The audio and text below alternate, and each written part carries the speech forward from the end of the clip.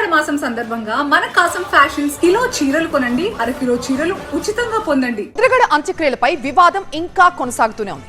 తమ తండ్రి కోరిక మేరకే ప్రభుత్వ లాంఛనాలు వద్దు అంటూ కుమారులు లేఖ విడుదల చేసినట్టుగా చెప్తున్నారు. ఇంకోవైపు అంత్యక్రియల సందర్భంగా జరిగిన ఘర్షణలో మాజీ మంత్రి అంబటిపై కేసు నమోదు చేశారు పోలీసులు.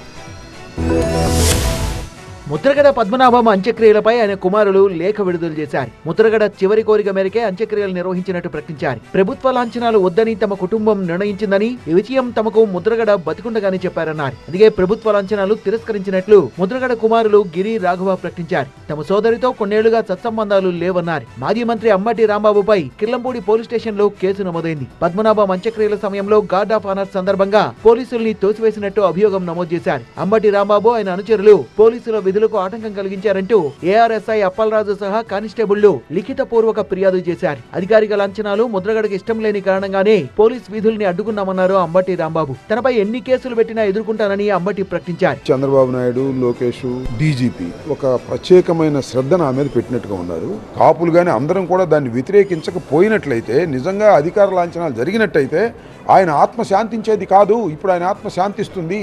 తమ తండ్రి బాటలోనే తాము నడుచుకుంటామని ముద్రగడ కుమారులు ప్రకటించారు.